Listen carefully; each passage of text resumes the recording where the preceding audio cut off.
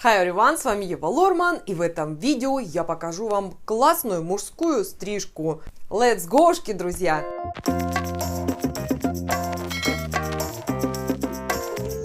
И сегодня я стригу стрижку площадка. Но для начала давайте же все-таки разберемся, что означает стрижка площадка и какого вида она должна быть. Я, как и все нормальные люди, ввела в поиске стрижка площадка, и вот такой результат я получила, можно сказать, в первую очередь. Вот эти вот вариации стрижки площадки встречаются очень часто в поисковиках. И я согласна с поисковиком. Я бы больше добавила площадка для вертолета. Я не против, конечно, этих стрижек. Они все имеют право на жизнь, но не в обычном салоне красоты. За десятки лет работы в салоне к вам может так и не дойти такой уникальный клиент. А вот поисковик мне выдал и такую площадку. Это, кстати, модель на показе мод. Если в предыдущих стрижках каждый волосок к волоску лежит, то в этой стрижке наоборот специально сделано так, чтобы была хаотичная такая площадка, неровная, потрепанная, выщипанная. Ну, в общем, я думаю, вы видите эту разницу. Но самым ярким, конечно же, представителем площадки в российском шоу-бизе является Вячеслав Зайцев, кутюрье, модельер. Он как раз и есть лицо площадки Советского Союза и России. А здесь площадка уже отросла. Ну, от этого она не становится не площадкой. То есть, вот посмотрите, полюбуйтесь, реально, когда отрастет стрижка-площадка, что мы наблюдаем, особенно по бокам. Прелесть, прелесть. Ну, с такой стрижкой, конечно, надо чаще стричься. А вот, полюбуйтесь, чья-то подборка стрижек-площадка. Вы видите, какие они все разные. Но самый адекват – это нижний ряд. И именно такую площадку я вам сегодня покажу. Степ 1. Сразу скажу, что стрижка-площадка выполняется только на торчащие волосы. Да, если волос лежит у клиента, совершенно нет никакого смысла стричь ему площадку. Волос должен торчать, желательно под 90 градусов по отношению к поверхности головы. Тогда будет это идеальный вариант. Перед тем, как начать стрижку, необходимо помыть голову и высушить волосы а-ля Эйнштейн. И клиента развеселите, и вам удобнее будет стричь. Степ 2. Так, посмеялись и собрались. Площадка-стрижка сложная. Внимание на экран. Вы видите эту вертикаль, которая от поверхности головы находится на разном расстоянии. Снизу 0,5 см, а сверху 1,5-2 см. На самом деле расстояние абсолютно одинаковое от поверхности головы, но за счет того, что окружность головы имеет свойство закругляться по логике, так как это окружность, мы видим вот такую разницу в длине волос. Поэтому очень важно, нужно соблюдать эту вертикаль. То есть вот эта полосочка находится под 90 градусов по отношению к горизонту.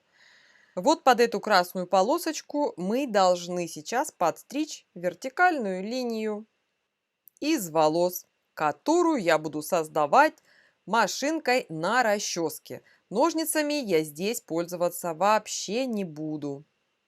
Ну и, соответственно, с противоположной стороны то же самое.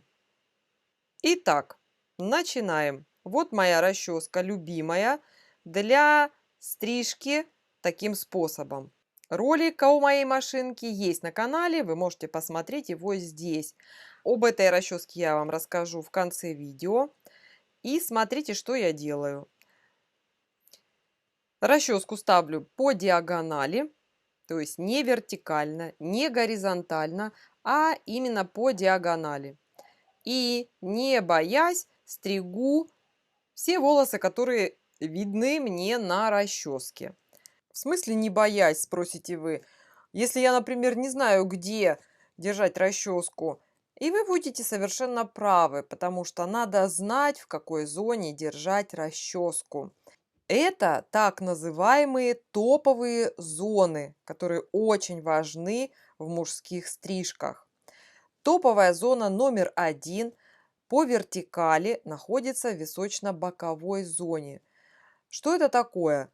Объясняя обычным, понятийным человеческим языком, это самая выпуклая часть черепа или костной структуры головы на височно-боковых зонах. Также есть топ-2. Это самая выпуклая часть костной структуры на затылке. А также есть топ-3. Это наивысшая точка головы, самая выпуклая часть костной структуры по горизонтали. Но самое интересное, что все эти зоны у разных людей могут находиться в разных местах. Как это часто делает топ-2? То выше, то ниже. Топ-3 не так гуляет по голове, в основном находится на вертикали за ухом. Топ-1, скажем так, погуливает уже по голове, то над ухом, то выше на 2-3 сантиметра. А вот самая гуляющая зона – это топ-2. Она на затылке может находиться в самом неожиданном месте. И эти все зоны надо прощупывать руками перед тем, как стричь.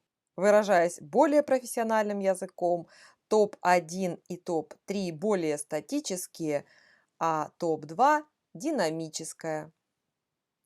Вот она, топ-2 зона у моего клиента.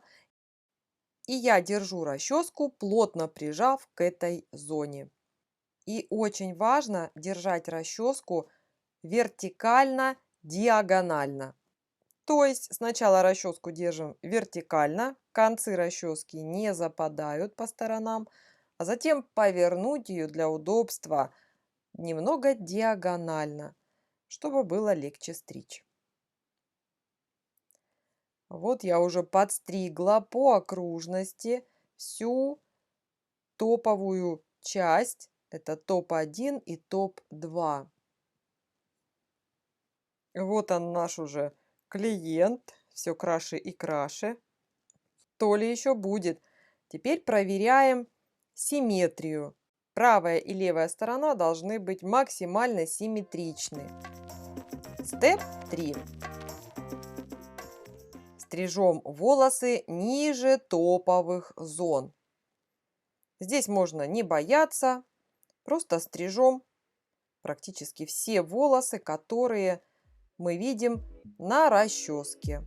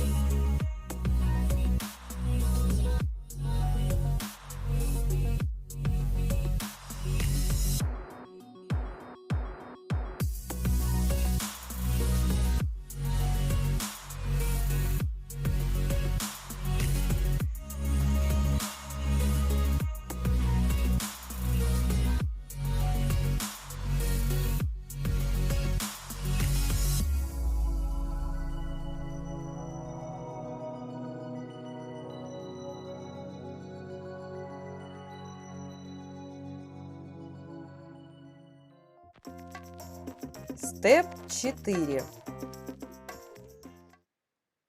Все, что я делала до этого, можно сказать, стригла в черновую. А теперь нужно все эти зоны подстричь начистую. Движение расческой мелкими шагами и стрижем все погрешности, которые видны на расческе.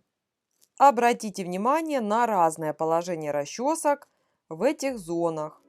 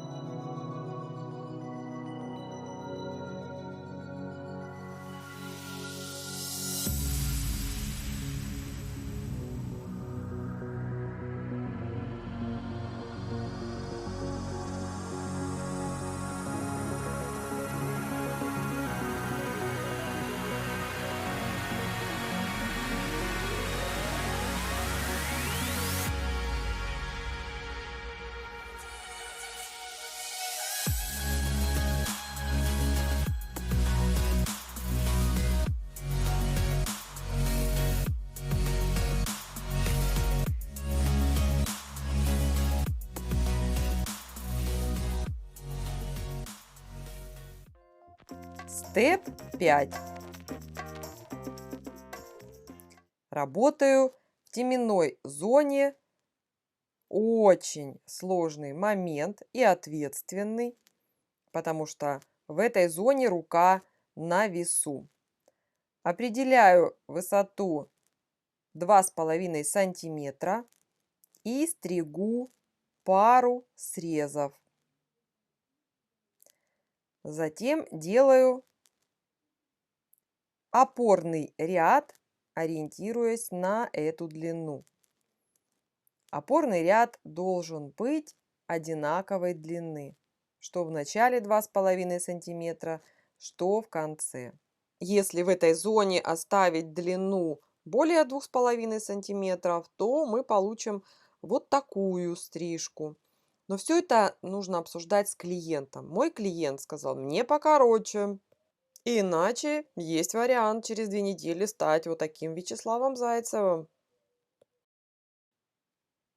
Опа, еще краше клиент. Вот он, опорный ряд, его очень хорошо видно. Высота его 2,5 сантиметра. Затем, ориентируясь на этот ряд, держу максимально горизонтально расческу или параллельно поверхности головы и стригу все волосы над расческой. С одной стороны, это сделать легко, но с другой стороны, это крайне опасный момент. Любое неверное движение левой рукой, конечно, может привести к катастрофе. Поэтому делайте это с запасом. Можно даже начать стричь не с 2,5 сантиметра, а с 4. Пока подровняете, уверяю вас, хоть бы этой длины хватило. Коротко обо мне и о стрижке этой зоны. Опасный момент. Держись, держись, рука. Умоляю, держись. Фух. Хотя таких опасных моментов в этой стрижке предостаточно. А теперь, внимание, вопрос знатокам. Что нам напоминает контур этой стрижки? Конечно же, квадрат. И следующий шаг, степ 6, в котором мы убираем углы нашего квадрата. Стрижем, рука на весу. Длина волос 3 сантиметра. Если по центру 2,5, то здесь уже 3 сантиметра, то есть немного оставляем длину, больше, чем по центру. При этом не дышим, клиент не шевелится, максимально все зафиксированы в одной и той же позе. Если требуется подышать, то лучше в этот момент не стричь.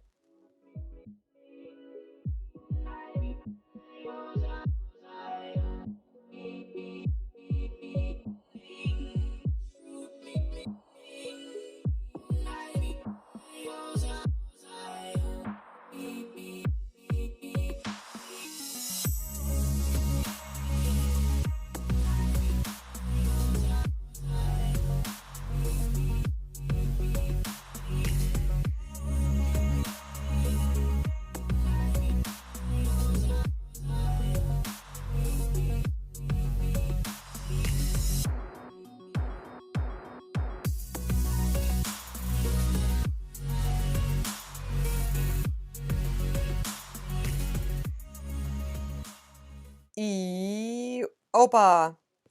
Что мы получаем? Мы получаем еще одну геометрическую фигуру.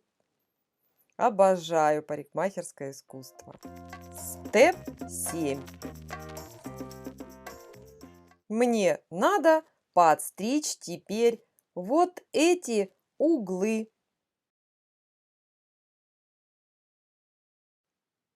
Рука на весу, мы не дышим, клиент не шевелится.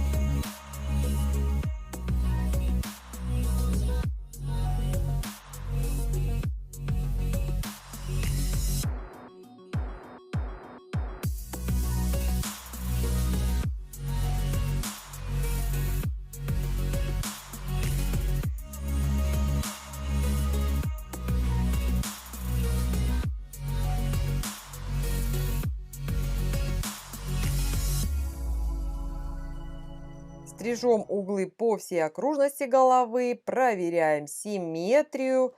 Если выжили после этого, то переходим к степ 8. Далее работаю триммером. Насадкой 3 миллиметра. У меня вот такая насадка выдвижная. И уже, можно сказать, расслабившись, стригу вот эту зону на затылке 6-8 сантиметров, на висках 3-4 сантиметра.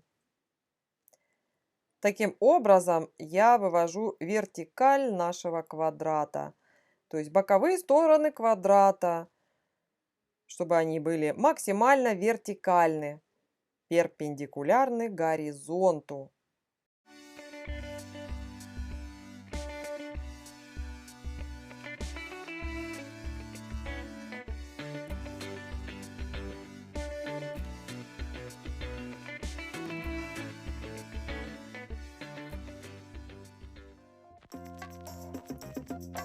Степ 9.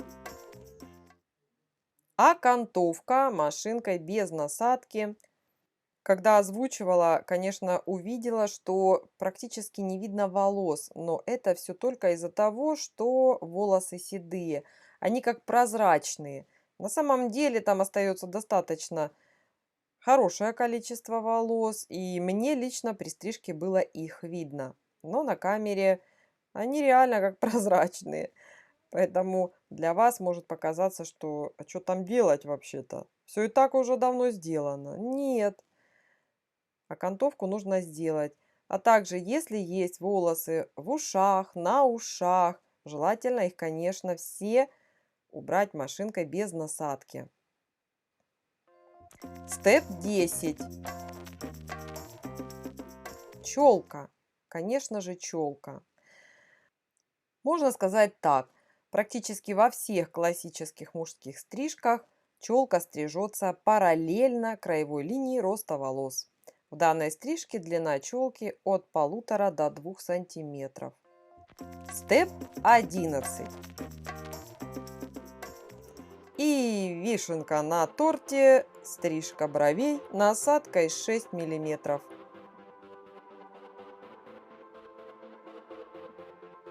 Вот что у нас получилось. Та-дам! Вот она стрижка, площадка, короткая, как и хотел наш клиент. А вот как выглядит наш клиент без пеньюара. Вот что было до, такой уставший вид. Здесь веселый Эйнштейн, который превратился вот в такого замечательного спортивного мужчину. В завершение могу вам сказать так. Вот именно такую форму должна иметь стрижка-площадка, салонная, самая земная, за которой и приходят люди стричься в салон красоты. А вертолетными вариантами в основном пользуются сами парикмахеры, да, мастера. Среди моих клиентов, по крайней мере, таких индивидуумов не было. И я думаю, вам теперь понятно, почему стрижка-площадка считается одной из самых сложных, так как вся работа рукой происходит на весу. И, соответственно, она дороже, чем другие стрижки. Не могу сказать, что все очень просто, но и ничего сложного. Главное следовать именно тем шагам, которые я расписала.